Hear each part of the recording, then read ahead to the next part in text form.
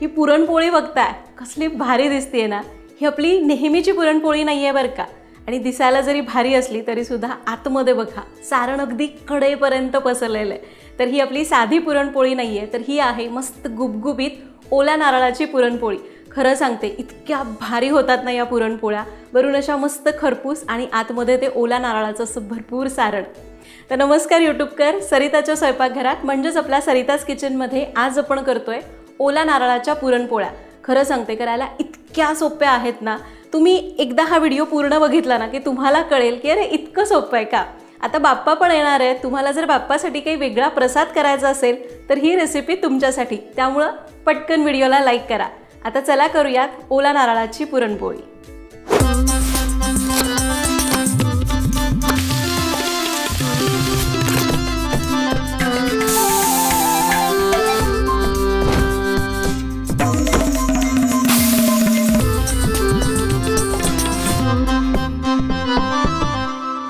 तर या मस्त गुबगुबीत लुसलुशीत नारळाच्या पोळ्यांसाठी साहित्य काय प्रमाणात घेतलं ते बघू। तर आपल्याला 2 भागांमध्ये पुरणपोळी करायची आहे, त्याची कणिक आणि सारण।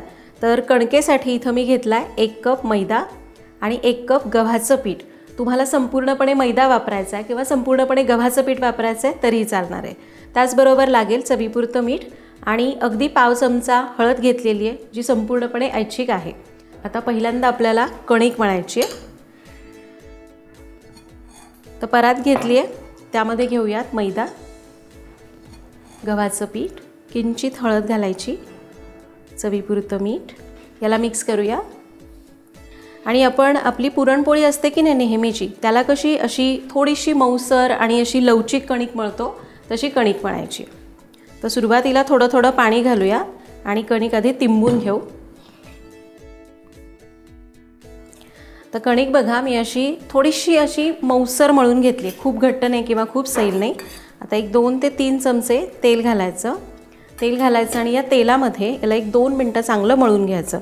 याने काय कणकेला चांगला लवचिकपणा येतो, पोळी लाटताना फुटत नाही आणि भाजताना सुद्धा फुटत नाही, शिवाय पोळी छान मऊसूत होते। तर तेल लावून याला 1-2 मिनटं मळून घेऊ। तर आपण मस्त कणिक मळून घेतली आहे, तेल लावून बघा छान असं तुकतुकीत झालेली आहे कणिक। आता कणिक आपण थोड्या वेळासाठी झाकून ठेवूयात, 10 ते 15 मिनिटांसाठी कणिक झाकायची आहे। कणिक मस्त भिजते तोपर्यंत आपण याचं सारण म्हणजेच नारळाचं पुरण करून घेऊ। तर त्यासाठी मी साहित्य काय घेतलं आहे, तर 2 कप ओला नारळाचा चव घेतला आहे, त्यासाठी 1 कप बारीक चिरलेला गूळ, जो तुम्ही कमी जास्त करू शकता, पाव कप दूध पावडर लागणार आहे, अर्धा कप बेसन लागेल, थोडीशी वेलची पावडर लागणार आहे आणि 2 चमचे साजूक तूप। तर कणिक मळून झाली आहे, सारण करायचं आहे, त्यासाठी एक जाड तळाचीच कढई घ्यायची। पातळ कढई घेऊ नका, नाहीतर मग नारळ करपून असा थोडा कडक होण्याची शक्यता असते। तर कढई ठेवली आहे, थोडीशी ताव येऊ दे कढईला। यामध्ये घालायचं आहे बेसन। बेसन घातलं, कढई आता गरम झाली आहे, गॅस कमी करायचा आहे आणि हे बेसन आपल्याला मंद आचेवर 3 ते 4 मिनिटं असा हलका सुगंध येईपर्यंत भाजायचं आहे। फक्त लक्षात घ्या गॅस मोठा करायचा नाही, नाहीतर मग बेसनाचा रंग एकदम काळवंडल्यासारखं होतो आणि ते करपतं आणि त्याची चवसुद्धा मग त्या पुरणामध्ये उतरते। तर गॅस कमी ठेवूयात आणि 3 ते 4 मिनिटं बेसन चांगलं असं खरपूस भाजून घेऊ। तर हे बघा 3 ते 4 मिनिटात बेसन असं मस्त भाजलं आहे, हलका रंग बदलला आहे, बिस्किट कसं असतं ना तसा रंग आला आहे, मस्त वास येतो आहे, असं अजिबात कच्चं नाही आहे। आता हे बेसन एका ताटामध्ये काढूया। आता तीच कढई घेतली आहे, कढई गरमच आहे, त्यामध्ये घ्यायचं आहे साजूक तूप, साधारण 2 चमचे, आणि यामध्ये घालायचं आहे ओल्या नारळाचा चव। खरं तर काही जण संपूर्णपणे नारळाचा चव वापरून सुद्धा पोळी करतात, मी आधी ती रेसिपीसुद्धा दाखवली होती। पण बेसन घातलं ना की त्या पुरणाला म्हणजेच त्या सारणाला छान एकसंधपणा येतो आणि पोळी व्यवस्थित लाटता येते। आता तूप घातलं आहे, गॅस कमीच ठेवायचा आणि हा नारळ आपल्याला मंद आचेवर 1-2-3 मिनिटांसाठी भाजून घ्यायचा आहे, जेणेकरून त्याच्यातला जो रस असतो किंवा ओलसरपणा असतो ना, जास्तीचं मॉइश्चर निघून जातं आणि सारण आपलं किंवा पुरण ओलसर होत नाही। तर गॅस कमीच ठेवू आणि नारळ तुपामध्ये 2 ते 3 मिनिटं भाजून घेऊ। रंग बदलून द्यायचा नाही आणि 2 मिनिटं भाजून घ्यायचा। तर एक 2 ते 3 मिनिटं नारळ आपण भाजून घेतला आहे. आता तुम्ही बघाल ना तर मगाशी एकदम ओला ओला होता, आता हलकासा कोरडा झालेला आहे. नारळ भाजून झाला. आता यामध्ये घालायचा आहे बारीक चिरलेला गूळ. गूळ घालायचं आणि मंद आचेवर याला चांगलं मिक्स करायचं आहे. गुळामध्ये जर काही खडे असतील तर ते विरघळेपर्यंत याला चांगलं मिसळत राहायचं आहे. तर गूळ घातल्यानंतर गूळ विरघळेपर्यंत याला परतलं आणि त्याच्यानंतर एक 2 मिनिटं मंद आचेवर परतलं, जेणेकरून गुळाला काही पाणी सुटलं असेल तर ते कमी होतं आणि आपलं पुरण ओलसर होत नाही. आता यामध्ये घालायची आहे मिल्क पावडर. खरं तर मिल्क पावडर घालणं संपूर्णपणे ऑप्शनल, नाही घातली तरी चालेल. मग त्यावेळी तुम्ही बेसनाचं प्रमाण थोडं वाढवू शकता. आणि यामध्ये भाजून घेतलेलं बेसन घालू. आता गॅस कमी ठेवूयात आणि याला परत चांगलं मिक्स करून घेऊ. साधारण एक 2 ते 3 मिनटासाठी परतूया. बेसनामध्ये जर काही गुठळ्या होत असतील, मिल्क पावडरच्या काही गुठळ्या असतील तर त्या मोडत राहायचे. तर हे बघा आपण याला परतून घेतलं आहे आणि हे इतकं दाट झालं आहे. सगळे जिन्नस चांगले एकजीव झालेले आहेत. फक्त यामध्ये घालायची आहे वेलची पावडर. गॅस बंद करूयात आणि याला मिक्स करून घेऊ. वेलची शेवटी घालायची. मग तुम्ही जायफळ घालताय, वेलची घालताय, शेवटी घाला, म्हणजे तिचा स्वाद चांगला येतो. याला मिक्स करून घेतलं. आता याला एका ताटामध्ये काढूया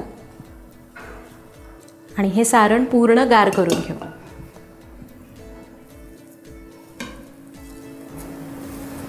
आपलं सारण पूर्ण गार झालं आहे आणि हे बघा गार झाल्यानंतर किती मस्त दिसतंय. अजिबात असं खूप पातळ नाही किंवा खूप घट्ट नाही आहे, छान टेक्स्चर आलेलं आहे.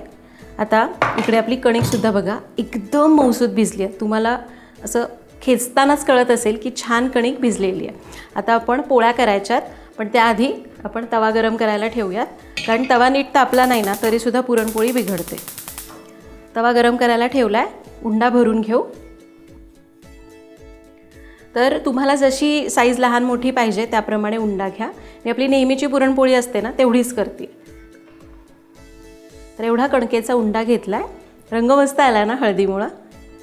आता पिठामध्ये घोळवायचं आणि याची वाटी करायची. आता इथून पुढे आपण पराठा पुरणपोळी जसं करतो अगदी सेम तशीच पद्धत आहे. फक्त काय उंडा करताना मध्ये थोडंसं जाड ठेवायचं, म्हणजे पुरणपोळीमध्ये फाटत नाही.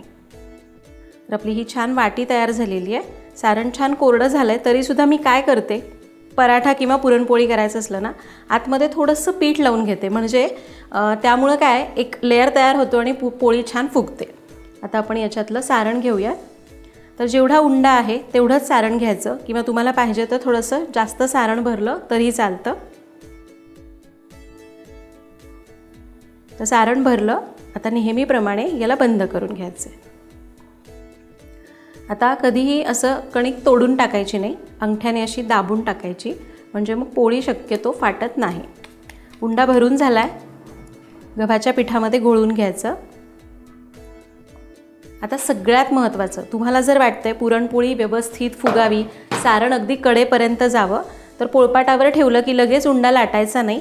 आपल्या 3 किंवा पुढचे 4 बोटं असतात की नाही, त्याने असं फक्त याला दाबून घ्यायचं. याने काय होतं, हे सारण सुरुवातीपासूनच कडेपर्यंत पसरलं जातं. पोळी व्यवस्थित लाटली जाते, सोपी पडते आणि सारण कडेपर्यंत पसरतं. तर हे बघा याला मी व्यवस्थित पसरवून घेतलं आहे. गव्हाचं पीठ लावूया, किंवा तुम्ही इथं तांदळाची पिठी वापरू शकता बरं का. त्याचं कारण म्हणजे तांदळाचं पीठ थोडं सरसरीत असतं, जड असतं, त्यामुळं पुरणपोळी अगदी पटपट सरकते. जे नवशिके असतात, जे पुरणपोळी करतात ना, त्यांच्यासाठी ही टीप, पुरणपोळी करताना तांदळाचं पीठ लावायचं, म्हणजे ते पोळीला चिकटूनही राहत नाही आणि पोळी अगदी पटापट सरकते. आता आपण ही पोळी लाटून घेऊयात. लाटत असताना कडेकडेने व्यवस्थित पोळी लाटायची, एकीकडे जाड एकीकडे पातळ ठेवायची नाही. तर तुम्हाला लाटताना कळत असेल की ती अगदी सहज लाटलं जातं आहे, कारण आपण छान कणिक मऊसूत करून घेतलेली आहे. सारण अगदी परफेक्ट तयार झालेलं आहे. फार पीठ लावण्याची सुद्धा गरज पडत नाही आणि तुम्हाला इथूनच दिसतं आहे सारण अगदी कडेपर्यंत पसरतं आहे.